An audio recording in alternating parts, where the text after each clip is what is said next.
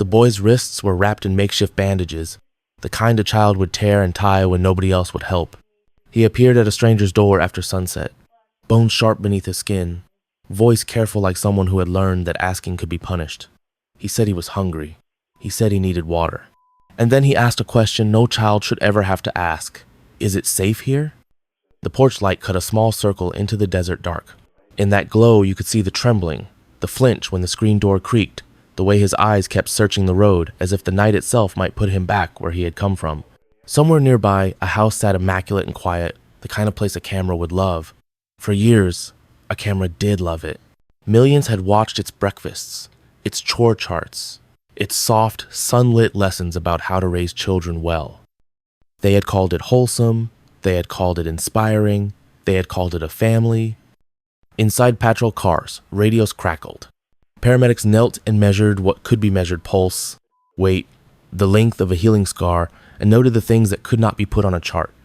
The way a child pauses before answering, the reflex to apologize for existing. A second child, they were told, might still be inside. On another street, blue and red lights began to paint those careful, curated walls. A neighborhood that had been background scenery for the internet's favorite home videos suddenly felt like a stage after the curtains have dropped, when the music stops and the props look wrong. It is easy, in the comfort of a screen, to believe what you are shown. It is easy to mistake repetition for truth, lighting for warmth, a lesson for love. It is easy to clap for a mother who promises order in a world that feels too loud, but the heart does not keep score the way a channel does. A heart knows the difference between discipline and harm, between correction and control, between the rules that keep a child safe and the rules that break them. For years, the story seemed perfect. On that night, perfection knocked on a stranger's door and asked for a glass of water. Sometimes evil doesn't hide in the dark at all, it smiles into a lens. The Franke home sat on a quiet street in Springville, Utah. Sunlight spilling over a 2-story house painted the color of cream and calm. Inside, every wall seemed curated for the lens. Framed quotes about gratitude, chore charts laminated and color-coded, 6 children in matching outfits smiling for the day's video thumbnail. To the world, Ruby Franke was not just a mother, she was the mother millions of people wish they could be. Her YouTube channel, 8 Passengers, began in 2015 as a small window into a wholesome Mormon household. Ruby filmed everything: school mornings, birthday breakfasts, family prayers, even moments of discipline. She spoke softly, like a teacher guiding lost souls. Children need structure, she'd say, her voice gentle but certain. Boundaries create love. At first, audiences adored her. Brands wanted partnerships. Mothers filled comment sections with thanks. You're teaching us how to raise strong kids. She became an emblem of the clean living influencer, faith, order, and family. But beneath the perfect editing and cheerful titles, something darker hummed. Her husband, Kevin Franke, a university engineering professor, was often seen in the background, quiet, reserved, supportive. Their 6 children, Shari, Chad, Abby, Julie, Russell, and Eve, became characters in a serialized life, their milestones broadcast to millions. Each smile, each tear, each lesson was content. And yet, as early as 2020, viewers began to sense cracks in the facade. There was the clip where Chad, then a teenager, confessed he'd been forced to sleep on a beanbag for months as punishment for a prank. Ruby defended the choice. It's natural consequences, she said. Another video showed her denying lunch to a younger child who'd forgotten to pack it, saying, "This will teach her responsibility." Still, most fans brushed it off: strict parenting, tough love, Mormon discipline. The algorithm rewarded engagement, not empathy. Each controversy became a spike in views, another headline, another lesson about raising accountable children. What the audience didn't see was the slow tightening of control. As Ruby's beliefs deepened, so did her alliance with Jody Hildebrandt, a self-proclaimed life coach from Connections Classroom, a group preaching obedience and purity through tough truth. Jody's message was absolute. Sin must be exposed through suffering. Behind closed doors, Ruby found validation for the strictness the internet had begun to question. Discipline turned into doctrine. Love became proof of loyalty. Every correction was framed as salvation. In the glow of the camera light, Ruby's eyes often shimmered not with warmth, but with conviction, the kind that no longer listened, the kind that believed pain was healing. While her children learned to smile on cue, she learned to silence doubt. And as the world kept watching, applauding, and subscribing, the darkness inside that perfect home began to grow quiet, justified, and unseen. It was the 30th of August 2023, just another hot night in the quiet desert town of Ivins, Utah. The houses there stood far apart, the air still and heavy, the kind of silence that makes every sound feel amplified. At around 10 p.m., a man heard a faint knocking on his door, hesitant, uneven, almost too light to notice. When he opened it, he didn't find a neighbor. He found a boy, 12 years old, barefoot, skin gray from exhaustion, lips cracked, wrist wrapped with dirty duct tape, his frame frighteningly thin. The boy's voice shook as he whispered, "I need food and water." He had climbed out of a window, run through the desert, and crossed yards in the dark, running not from monsters in the night, but from the people meant to protect him. The neighbor stared in disbelief. He gave the boy a drink, then called 911. What the police found next would make headlines around the world. Inside a nearby home belonging to Jody Hildebrandt, officers discovered another child, Ruby Franke's 10-year-old daughter, in similar condition. Malnourished, bound, visibly injured. Paramedics reported that both children were severely emaciated, showing signs of prolonged abuse and neglect. When police questioned the boy, he told them something chilling. His mother and her friend had tied him up, refused to feed him for days, and rubbed cayenne pepper and honey into open wounds as punishment. By dawn, both Ruby Franke and Jody Hildebrandt were in custody. The influencer mom, whose family had once embodied perfect parenting, now sat in handcuffs, her hair tangled, her face blank. As word spread, disbelief turned to outrage. Viewers who once called her inspirational scoured old videos, hearing new meaning in her words. "Children need to learn through suffering," she had said. "Pain teaches accountability." Now, those phrases sounded less like guidance and more like a confession. Neighbors described the arrest scene: flashing lights against stucco walls, officers carrying evidence bags, the faint sound of a child crying somewhere down the street. One of them recalled, "It didn't look like a rescue. It looked like an exorcism of everything we thought was good." Online, the facade crumbled in real time. Fans unfollowed in horror. The channel vanished overnight. And yet, the question lingered in every headline. How did a family worship for virtue become a symbol of cruelty? How could the same smile that once promised love now mark the face of a monster? That night, the truth didn't just escape through a window, it escaped years of illusion. The 8 passengers were never riding toward paradise. They were trying to survive the perfect cage Ruby Franke had built for the world to adore. The investigation unfolded slowly, layer by layer, stripping away the illusion of the perfect family Ruby Franke had built for the world to see. Detectives who entered Jody Hildebrandt's property described it as a place drained of warmth, windows covered, doors bolted, the air thick with the sterile silence of fear. Every detail spoke of control. There were notebooks filled with strict rules written in neat handwriting, phrases like repent through suffering and truth through pain. On a kitchen counter sat a list of punishments, ranked by severity. When the questioning began, Ruby didn't weep or plead. She spoke with an unsettling calm, her tone confident, almost rehearsed. She told investigators that what she had done was love, not cruelty. They needed to learn, she said. Pain is how the soul becomes clean. Her words chilled the officers in the room. It was not the voice of someone who had lost control, but of someone who believed every word was righteous. For years, Ruby had sought guidance from Jody Hildebrandt, a self-styled spiritual counselor who mixed moral dogma with punishment disguised as therapy. Together, they developed a system that blurred the line between faith and fanaticism.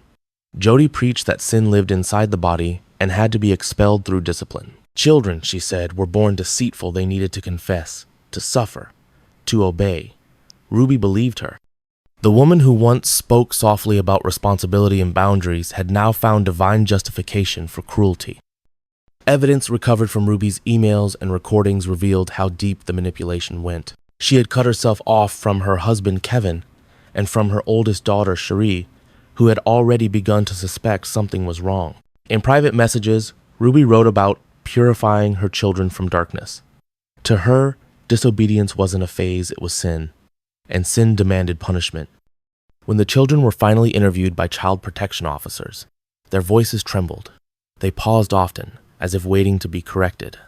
They told stories of being tied up, of begging for food, of being told they were evil.